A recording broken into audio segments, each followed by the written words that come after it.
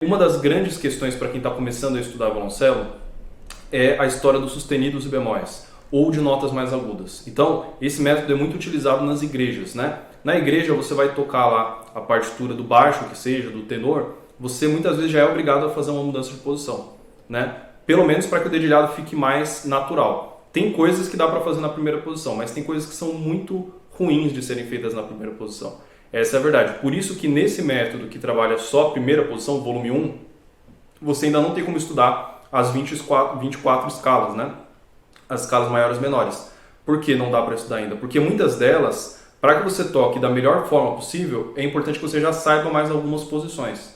Tá? Então isso é uma dúvida muito comum entre as pessoas. Eu ouço muito isso, esse tipo de dúvida, e é uma típica dúvida de quem está começando mesmo, porque você começa a ver as mudanças de posição e as pessoas perguntam: professor, como que eu sei quando fazer a mudança de posição? Isso é uma dúvida muito comum. Tipo assim, tem uma nota lá na partitura, como eu sei se é para tocar na primeira posição, na segunda, na terceira, né? Porque muitas vezes eu tenho várias opções. Qual posição que eu escolho? Como eu sei fazer essa escolha, né? Bom, a verdade é que essa escolha ela é muito mais intuitiva do que previamente pensada. Claro que se você está estudando uma peça difícil, uma música difícil, você vai trabalhar o dedilhado, vai experimentar coisas diferentes, mas você está lá no culto tocando no hino, ou você está com seus amigos, está na orquestra, sei lá, numa orquestra da comunidade tocando, a partitura chegou ali para você, não dá tempo de você preparar o dedilhado antes. Então é uma intuição que você tem de ir para a posição mais fácil para fazer aquilo ali. Ou seja, a resposta não é nem 8 nem 80, depende do contexto.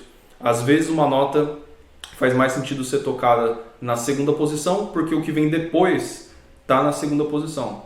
Ou então na terceira posição porque o que veio antes já estava na terceira posição. Então a resposta não é a que a maior parte das pessoas gostariam de ouvir, porque quem faz essa pergunta geralmente quer uma resposta assim: a dica é essa, né? Ou a deixa é essa daqui. Apareceu isso, é terceira posição. Mas isso não existe, pessoal. O que existe é você ter a intuição de qual é a melhor posição para usar. Tanto não existe que se você for assistir uma orquestra profissional, qualquer grande orquestra que você queira assistir, muitas vezes você vai ver os violoncelistas fazendo dedilhado diferente para a mesma passagem. Às vezes um está tocando uma coisa na primeira posição e o outro está fazendo na segunda. Quem está certo, quem está errado? Ninguém está certo ou errado, os dois estão certos, né? Ou seja, as duas possibilidades fazem sentido. E às vezes para uma pessoa ela fica mais confortável fazendo de um jeito e outra de outro jeito. Então essa explicação é porque essa dúvida é muito comum mesmo, já recebi várias vezes essa pergunta e ela não é tão simples de responder, ela não é sim ou não. A resposta correta seria depende do contexto, né?